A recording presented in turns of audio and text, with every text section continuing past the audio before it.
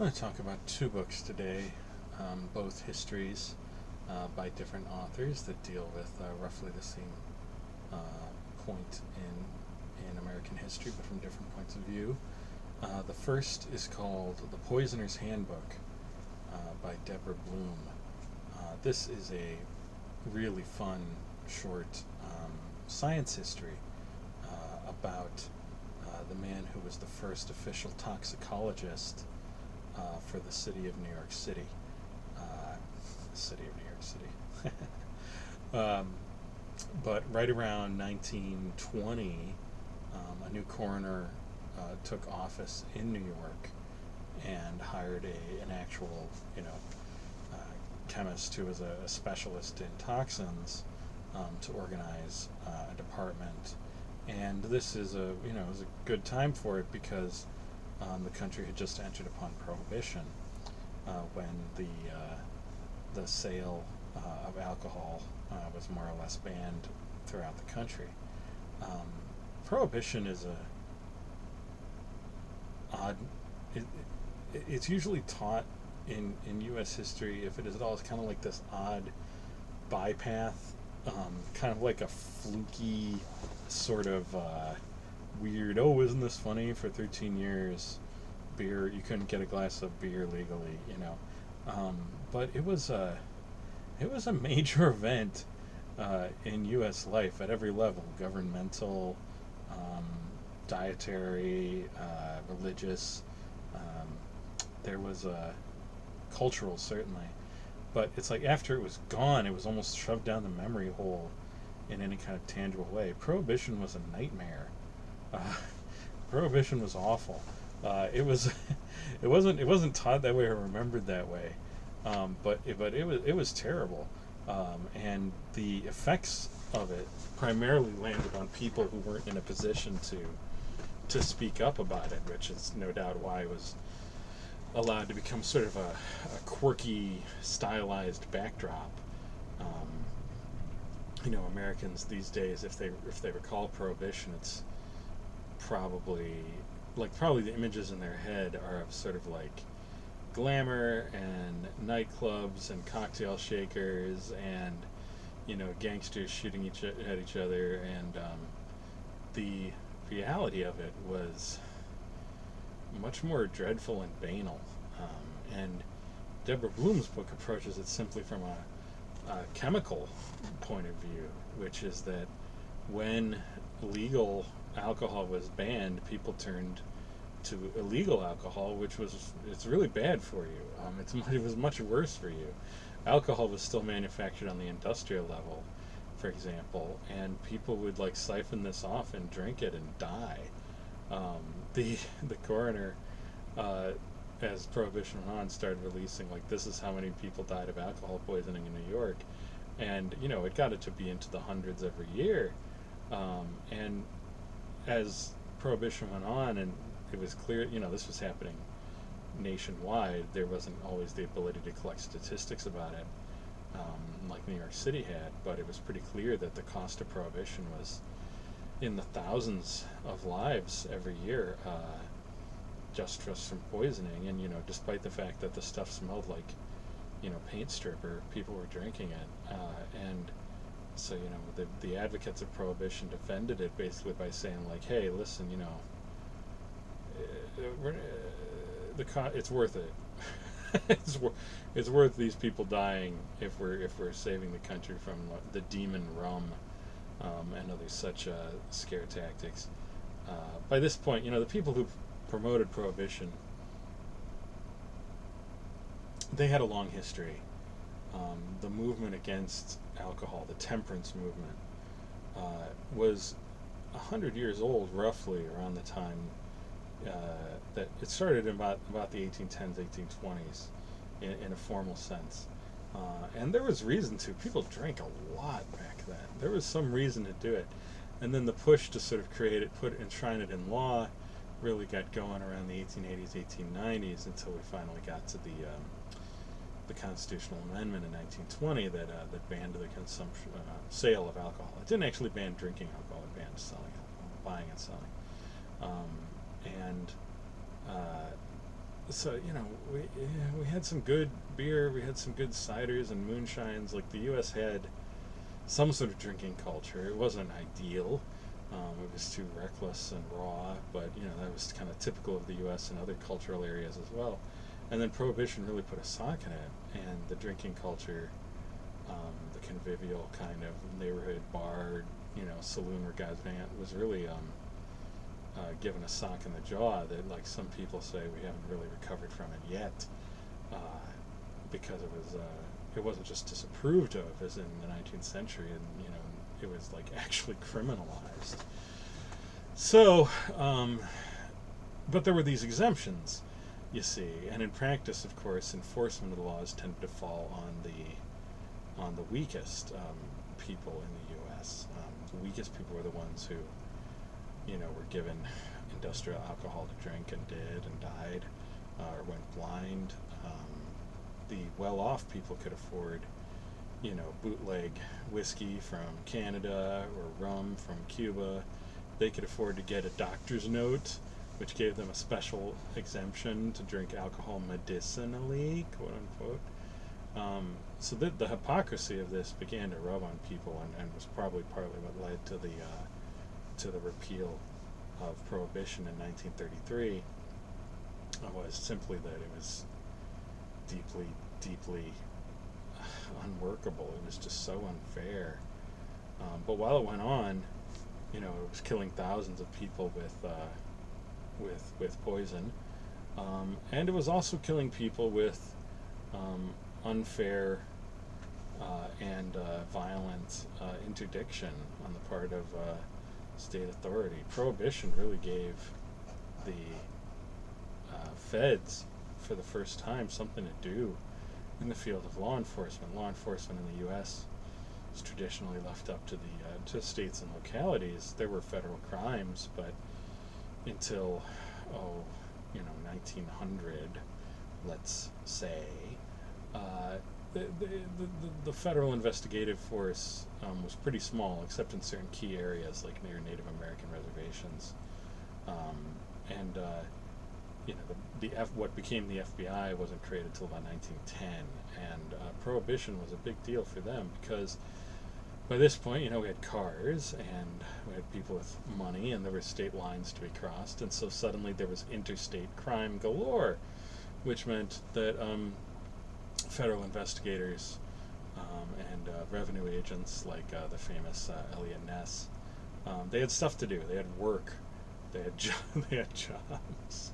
Law, like making things criminal, is a little bit of a jobs program for law enforcement. So they had work. They had they had ambition. They had statistics to gather. They had missions to complete. They had funding to get from Congress, and so on and so forth. And that's a big part of the other book that I wanted to talk about in pairing with Poisoner's Handbook, is a book by the historian Lisa McGurr called The War on Alcohol. And it's titled that way very specifically because the basic case of the book is that Prohibition was the war on drugs, just as we know it now.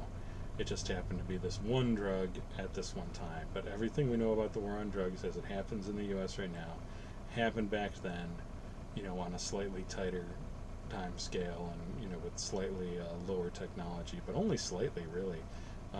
Rum runners and stuff, they would use wireless radios. Federal agents used no-knock warrants. They used grenades. Like, it was a high-tech kind of situation. And McGurr's case is just as the war on alcohol failed, ultimately, so has the war on drugs. I appreciate that. I think that's one of the most uncontroversial features of U.S. life, is the war on drugs has failed. Drugs are everywhere. It's just been a complete disaster, a complete mistake. I'm not saying the state doesn't have a role in regulating the use of drugs, but just like with alcohol, it's clearly one of those things where it can't be just this this 100% ban. There needs to be flex. There needs to be, we can't create this shadow economy world that's such high value that people who live in it can't tell the police about anything for fear that they're going to get arrested for possession.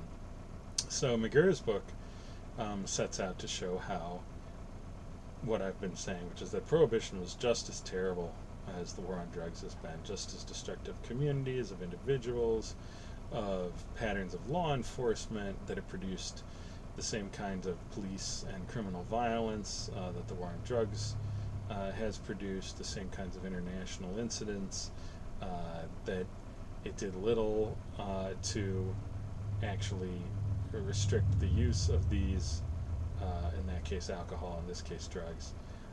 And she sort of seeks to put Prohibition into a context that gets it out of that, quirky, weird, odd moment in U.S. history and puts it back more in the general mainstream of thinking about U.S. policy. Both these books are really good. The writing's top-notch, and they move through topics very naturally and build their case well.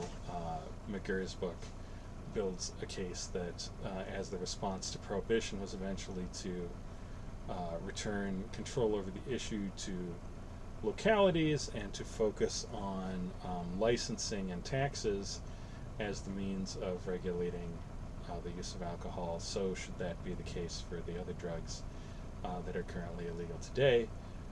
Bloom's book focuses on the importance of having neutral science involved in state enterprises like policing, so that the using the example of this first New York City toxicologist, and how by giving him freedom and facilities to explore, that many important tests were developed.